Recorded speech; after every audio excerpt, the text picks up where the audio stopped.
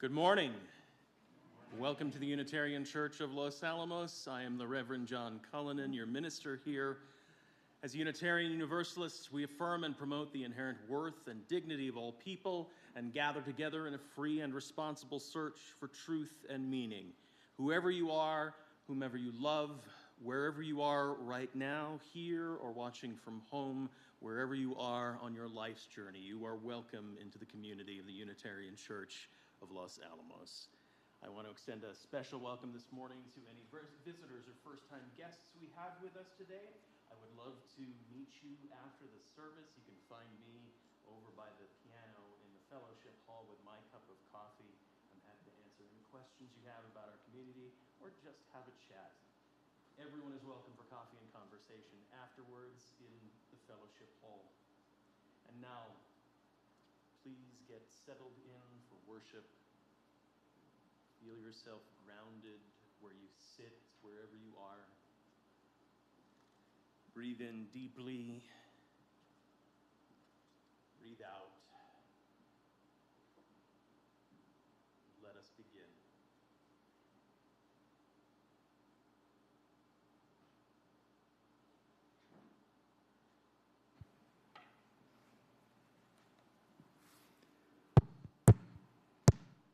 Open the door of your hesitant heart. Let the light shine on all the sleeping shadows.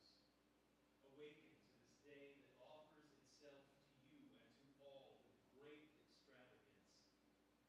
Awaken to this gift, this beauty, this chance, that we might still begin again and anew, that we might be changed by the in and out of breath, that we might still burst forth like the crocuses, that we might still surprise this earth with a new song sung together, calling us all in, and then sending us back out, and know it all as a blessing. Come, let us worship together. Please rise in body or spirit and join in our opening hymn, number 38.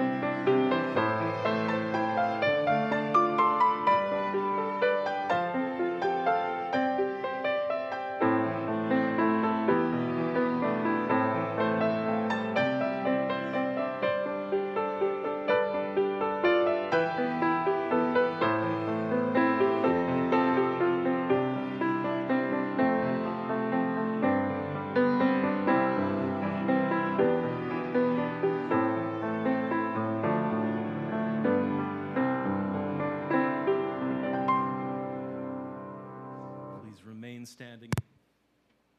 Join in our affirmation. Love is the doctrine of this church. The quest for truth is its sacrament. And service is its prayer. To dwell together in peace, to seek knowledge in freedom, to serve life in fellowship, to the end that all souls shall grow in harmony. Thus do we covenant with each and with all. Please be seated.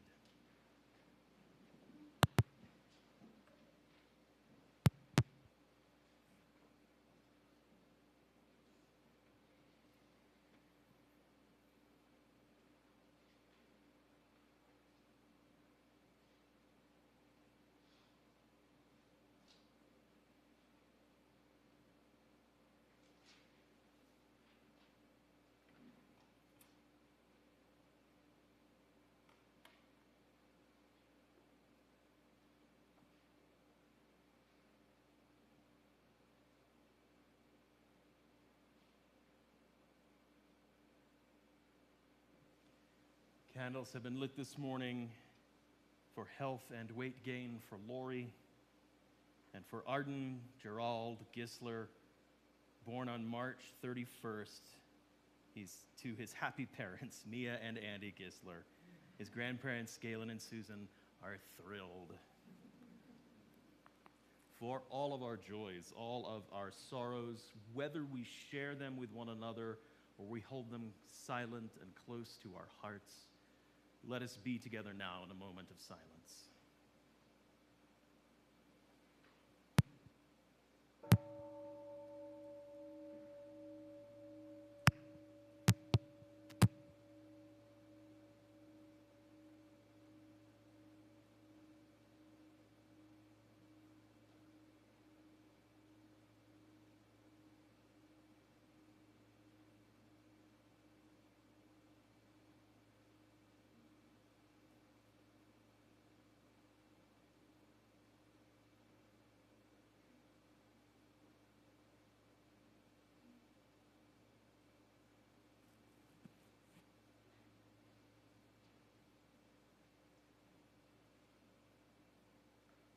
Please join with me now in a spirit of prayer and reflection.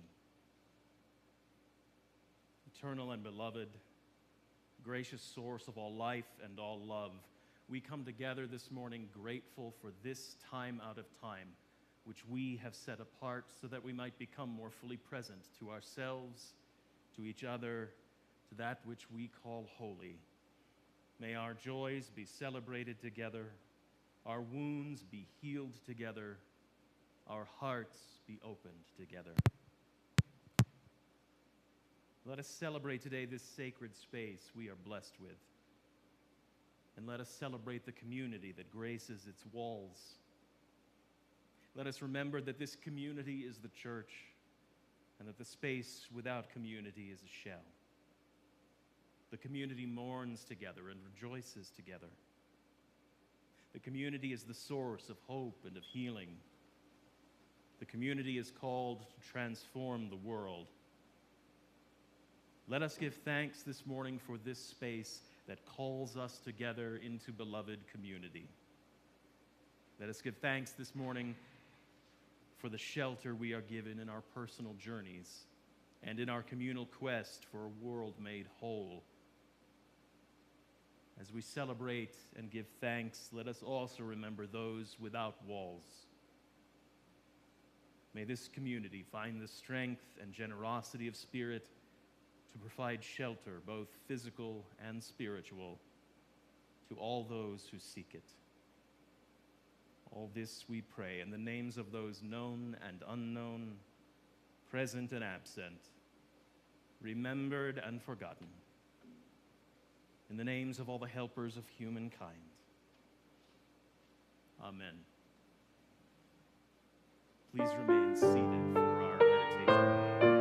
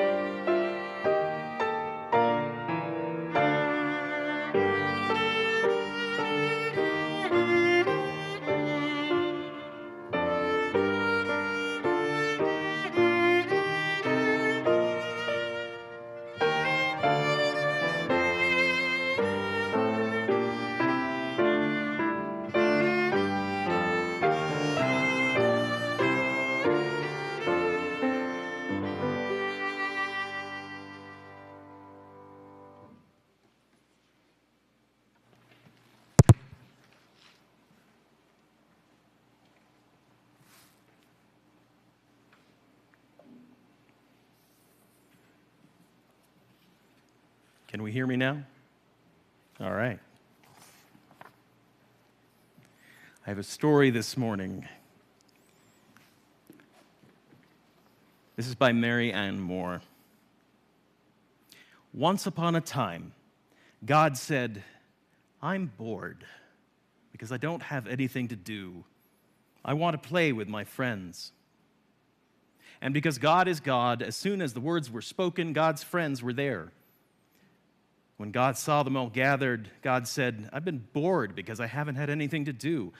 Let's play something." "Good idea," said God's friends. "What shall we play?" God thought for a minute and then said, "I know. Let's play hide and seek."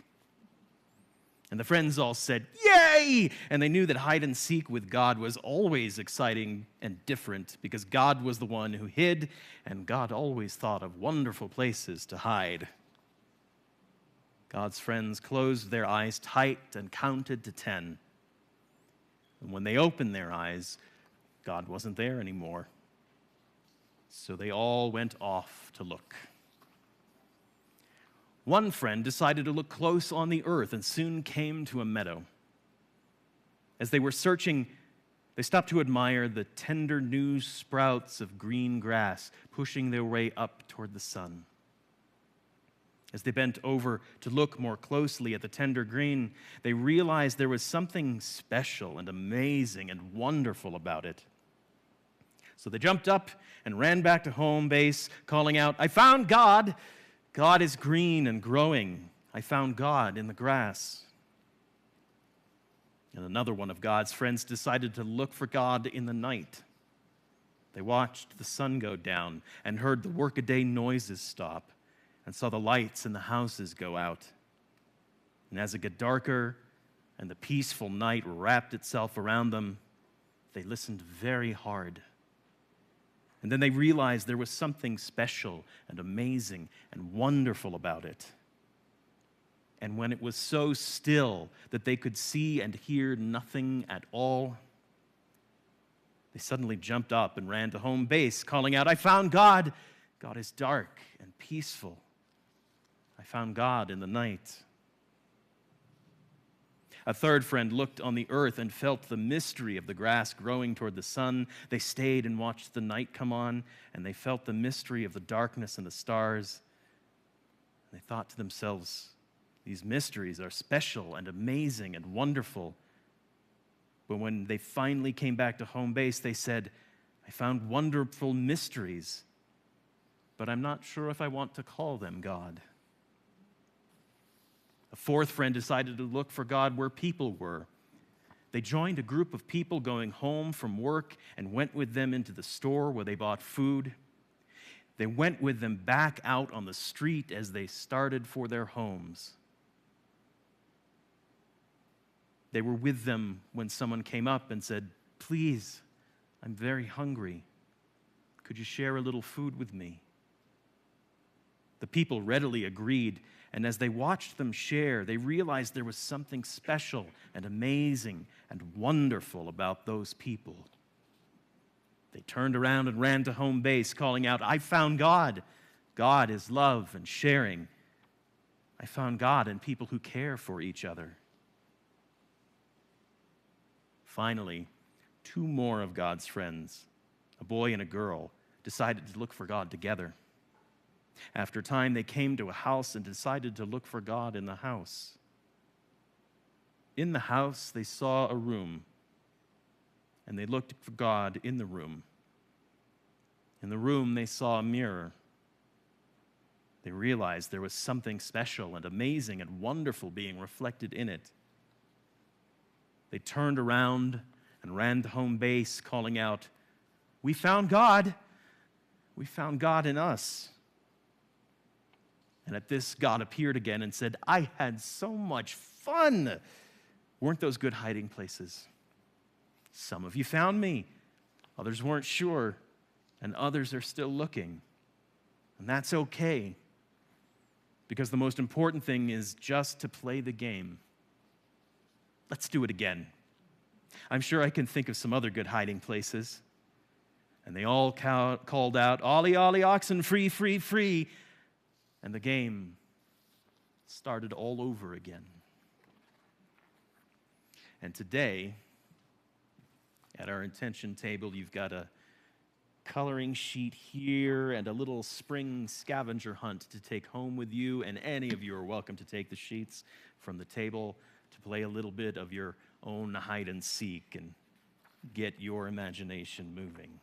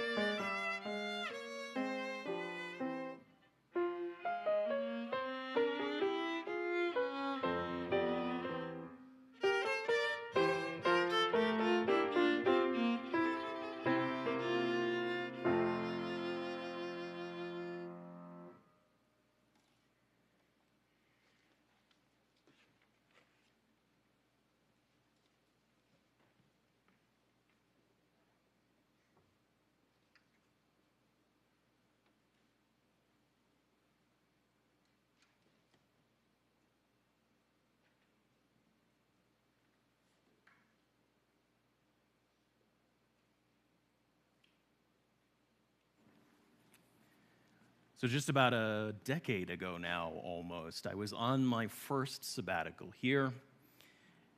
Somewhere in the middle of it, General Assembly was in Louisville, Kentucky that year. And I decided since I was in the area, I would extend my trip out to go visit Loretto, Kentucky. First, to go tour the Maker's Mark Distillery, but then to go just a 10-minute drive down the road to the Gethsemane Abbey, the monastery where Thomas Merton had his hermitage, where he lived in silent contemplation. And I just wanted to go and have some quiet time of my own and read and kind of soak up the vibes of that holy space. But here's the thing. I like quiet alone time for myself in much smaller chunks. Staying alone with my own head as my conversation partner gets a little tiresome after a little while. And so the second afternoon there, I decided that I would take advantage of the lovely grounds we were surrounded by. The Abbey had a number of hiking trails and walking paths around the property. And so I went downstairs and I picked up the map of the trails. And just across the street from the Abbey entrance was one that was titled The Statues. I thought, that sounds perfect. I love art. I love the fresh air for the moment. Let's go take a walk and see the statues. Now, I assumed that the path was going to lead to some kind of lovely sculpture garden at the end of it. That I was going to walk into a field and just see beautiful sculptural art all around me.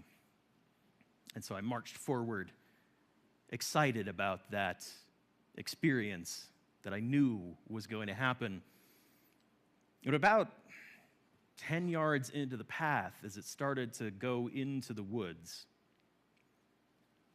I saw a statue. It's just yay high. It was just a little cherub angel playing a harp. And I thought, well, that's cute. Just a little reminder of what it is I'm headed down the path to see today.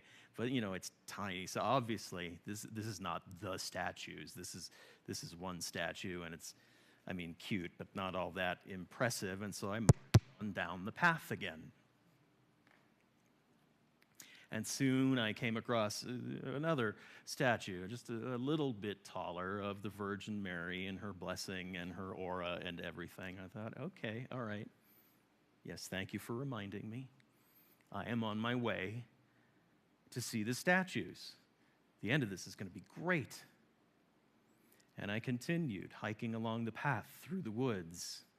And soon enough, another statue came along of Jesus, just out with the Sacred Heart.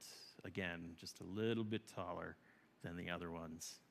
And I continued on down the path, and slowly more statues came along, and I thought, wow, they're really leading up to something big, because if they're getting bigger along the path, I can't imagine what I'm going to see now at the end of this trail. And so I took stuff in and said, that's nice, and I kept on walking, and I walked on by the statue of the disciple sleeping in life size, and Jesus off praying in the garden at life size just a little way off, and I marched on by that. And then I came to a little clearing in the woods, and there was this twice human size statue again of the Virgin Mary giving her prayer out to the world. And I said, okay, yeah, these statues are going to be amazing. And I kept on walking, waiting and expecting that the next turn I had was going to be this clearing with these immense, amazing sculptures, until all of a sudden the path in front of me just kind of disappeared. Thorny, scraggly brush was all of a sudden starting to nip at my ankles, and these weird kind of netting spider webs were starting to show up across all of the brush. And I said, I got to take better care of this trail. So I forged ahead for a bit. And after a while, it dawned on me that was the end of the trail. I had seen the statues, but I was so invested in what I told myself the experience was going to be, what the end was going to look like, I had completely missed the point of the walk. So I stood for a moment, and I did my deep belly breathing to get my head back on my shoulders again, and thought about how often I do things like that. I would just get so wrapped up in what's coming over there that I'm not too present, so wrapped up in my head that I can't often see what's right there in front of me. And so I did my little "you are a human in a body right here and right now" meditation, which for me is to just get a touch of my wrist and to feel my pulse and kind of get back into my own body.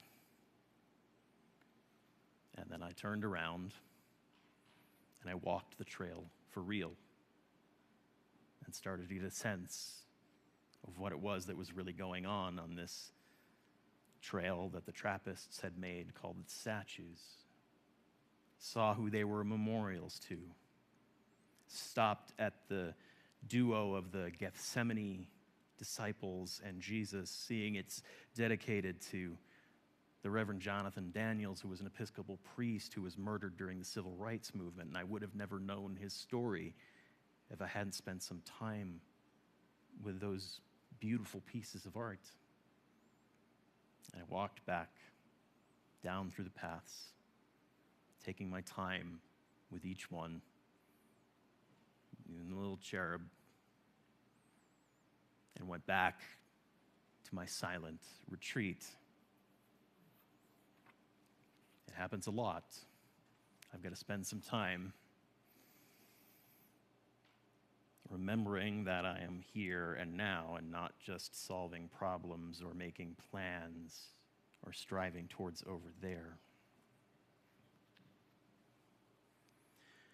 John O'Donohue was a Catholic priest. He left the Catholic priesthood as soon as he started becoming a little more popular in his spiritual writings. He was a poet, an author, a professor of Hegelian philosophy,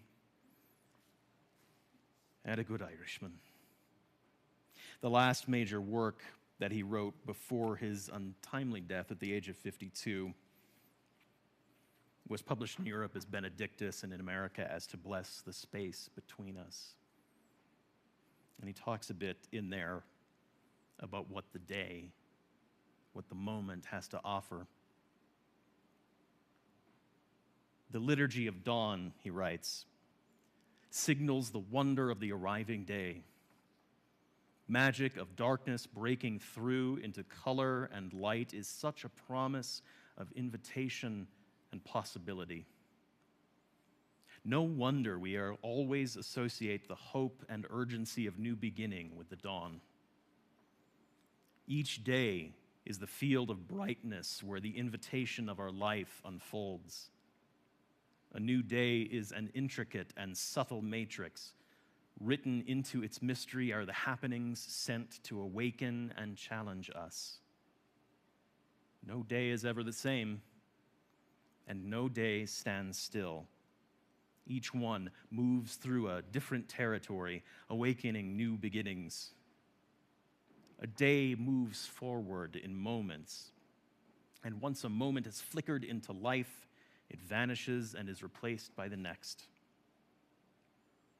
It is fascinating that this is where we live, with an emerging lacework that continually unravels.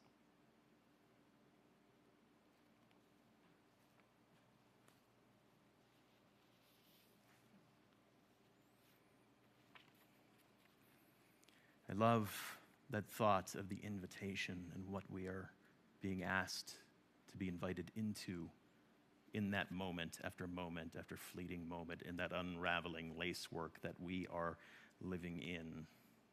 And I love the notion of that invitation as one into play. I love the hide and seek with God story because I love play in general. That is my lens through the world. And that is a deep part of my own spirituality. Accepting an invitation to let go of the seriousness and just play with the moment and see what is in there. The great heart of the center of all things, our relationship with all that is the source of that invitation, and it comes to us every day saying, let's play. And when we accept the invitation, We get into the game of seeking the wholeness of all that is, that mission that the great heart has given us in life to know itself in all its fullness through our own eyes and senses and life. And the first step to the game is to say yes. Yes, I'll play with you. Each new day, each new moment, yes. I accept your invitation. But here's the thing about day upon day, moment upon moment. We are a species that likes to get into the grind. Get up, take a shower, get dressed, eat breakfast, go to work, do the 8 hours, get in your car, come home, make dinner, maybe take takeout, watch TV for a bit, read if you're so inclined, go to bed, do it all over again. And we get into that rut. The path gets worn, and it's easy to stay in it. So the routine becomes a rut, and the more we lean into it, eventually the rut informs us that we have fully entered into the rat race, which is not the game we thought we were being invited into.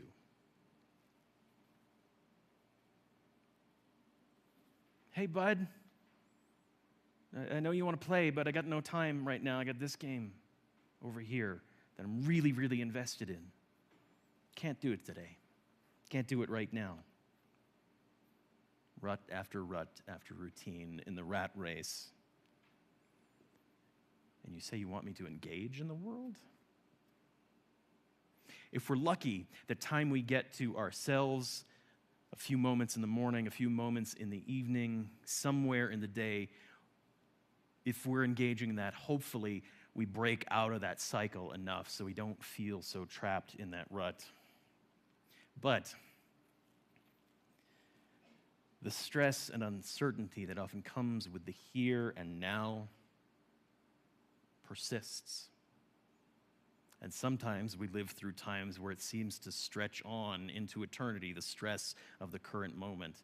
We've been living through that era right now, each day the same, as we spent more time closed off from one another, not being able to connect in the ways we like, not even being able to sit here on a Sunday morning and feel ourselves breathing together,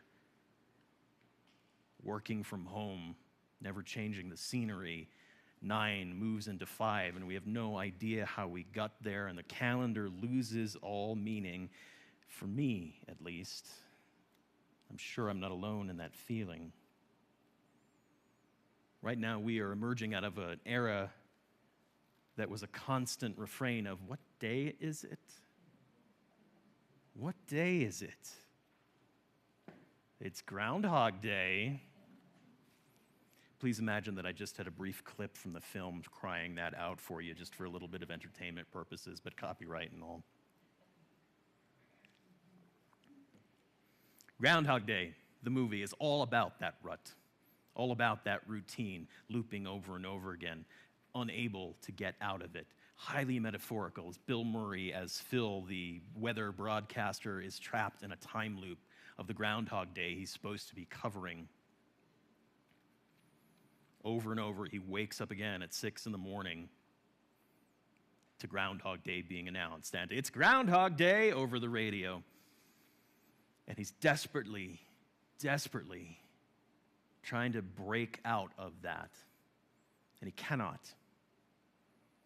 And he goes through a whole range of emotions and lifestyles as the day just repeats over and over again. He starts in confusion and moves into anxiety and then depression and then just straight up hedonism and gluttony, just trying to see if he can break out, or hey, just serve himself in the moment, since it's just gonna be repeated over and over again. But how does Phil break the loop? After all the depression and the hedonism and all the acting for his own interests, Phil starts to get honest with himself about who he is and what he wants in life, and he gets honest with others too. And then with honesty comes a call to try to be a better person, a fuller person, the person he could be if he had this chance to just live the same day over and over again, the only one aware of it, doing everything he ever wanted to do for real, learning everything he ever wanted to learn, moving from listening to the piano to playing the piano and playing it very well. Really looking at the panhandler who asks him for change at the same time in the loop every day. He takes at last what the day is offering him. And he starts connecting for real with the people around him. Phil breaks the loop because he stops resisting the invitation, the offer he is being given by the repetition of the day. He gives in and just steps into the flow of it and comes out finding himself changed.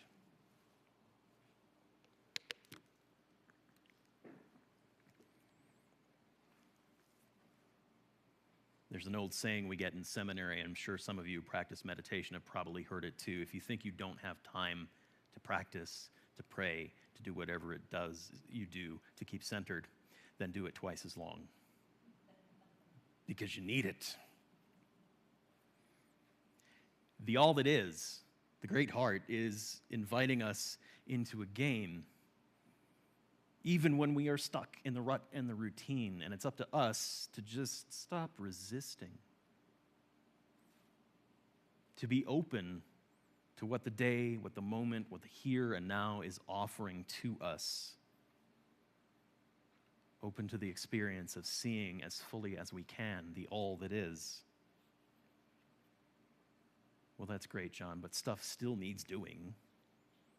Dinner needs making, money needs making. What's the whole point of saying yes to the game all the time? What does it get us? It's a good question. I wonder it sometimes myself. And when I get in that wondering place, I find myself looping back to Thomas Merton again.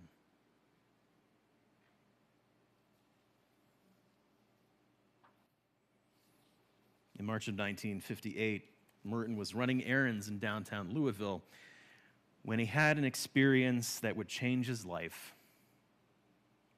The spot on the corner of 5th Street is marked with a historical marker now, acknowledging this moment in his life, this mystical experience. He describes it in his book, Conjectures of a Guilty Bystander, this way. In Louisville, at the corner of 4th and Walnut, 4th Street, my bad, in the center of the shopping district, I was suddenly overwhelmed with the realization that I loved all these people, that they were mine and I theirs, that we could not be alien to one another even though we were total strangers. It was like waking from a dream of separateness, a spurious self-isolation in a special world, the world of renunciation and supposed holiness. This sense of liberation from an illusory difference was such a relief and such a joy to me that I almost laughed out loud. I have the immense joy of being man, a member of a race in which God himself became incarnate, as if the sorrows and stupidities of the human condition could overwhelm me. Now I realize what we all are. And if only everybody could realize this, but it cannot be explained. There is no way of telling people that they are all walking around, shining like the sun. Merton's biographer, William Shannon, said by the time of his experience, he had broken away from this self-imposed need for isolation and silence and contemplation. He realized that he could not leave the world at all because in reality there was nowhere else to go. He was in it, whether he liked it or not. And in that moment, he became open in a profound way to that sense of all that is. And that the all that is contains all that is, individually and congregate.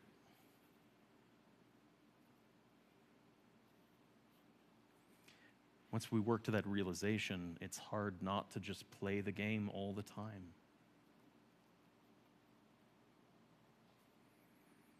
Saying yes to the game is the thing that saves us from getting lost in our everydays.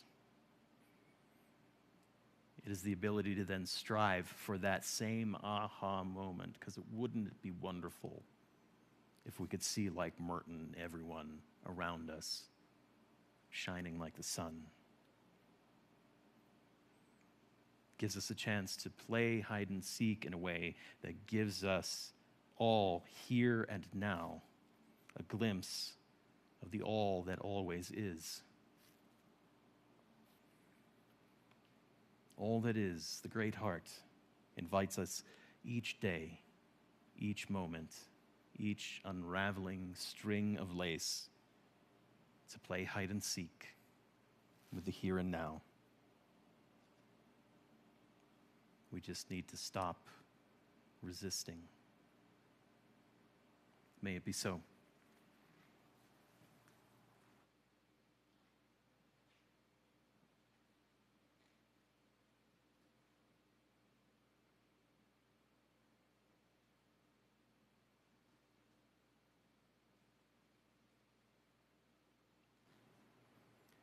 So, if you're on our announcements email list, you saw on Friday that the electronic version of our annual Canvas packet went out.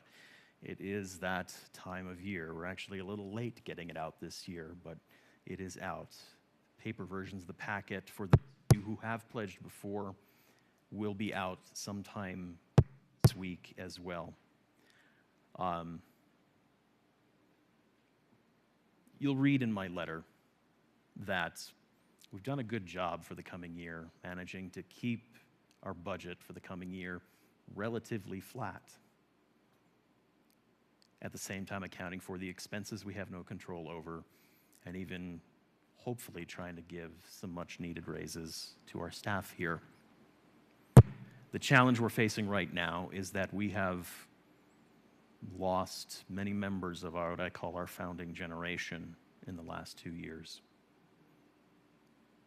to either death or departure to somewhere else. And that's a lot of stewardship power that has died or departed as well. So we have some gap to make up this year just to stay flat. I am hoping that our time together these last several weeks has reignited some spark for all of us in the separation that we felt over the last 2 years, not being able to just be and breathe together in this room. I've missed it greatly. I'm so happy we are all back together. And I can't wait to see what we do and what we build together in the next year, building on that energy. But it is going to take your time and your financial support. And for those of you, all of you who give so generously, I know sometimes it feels like a lot to ask. But we're in the moment of what I consider a new foundation of the congregation. Emerging from these pandemic times, learning what it is church can be as we struggle with what we have come out of, can be to ourselves and to the community. We are the same church, but we're building a new church at the same time as we reemerge. And I hope, I pray that you all will consider yourselves part of the new founding generation as we build this new church together. This year, you can fill out your forms online if you want to avoid all the paper. I find the more I try to go paperless, the more paper I generate. So any way we can save that, we're going to do. We opened up many more channels for you to make your gift with this year because our motto is make it easy. Make it easy, but make it soon. Our annual meeting is May 15th, if that is the Sunday. It's the Sunday after Mother's Day. And we need to have a budget put together to present to you all by then. So if you can get your forms into us by mail, in person, online, by no later than Sunday the 24th, that is 3 Sundays from now, we would greatly appreciate it, so we know what we are building together for the coming year, what the practicalities will look like. I thank you for your continued generosity. I look forward to building the future with you together in the year to come. Thank you.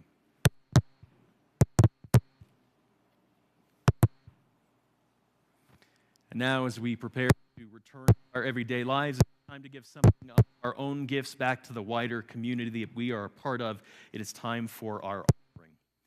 This month of April, all cash and undesignated funds we collect either in the basket or online through Givelify or through your separate gifts to the church through the website will be to the Pacific West region of the Unitarian Universalist Association to help support their summer camps for middle schoolers and high schoolers, to give them an opportunity to be together over the summer and explore their faith and have fun together. The offering will now be accepted. May what you give bring you joy and a deeper relationship with this community.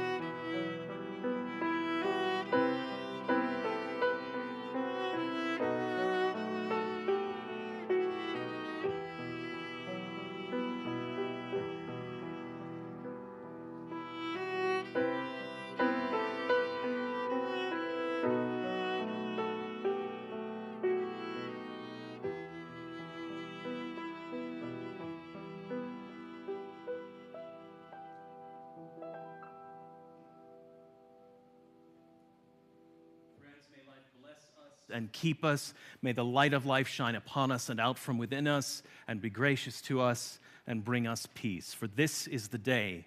This is the one wild and precious life we have been given. So let us all find a way to rejoice and be glad in it. Go in peace.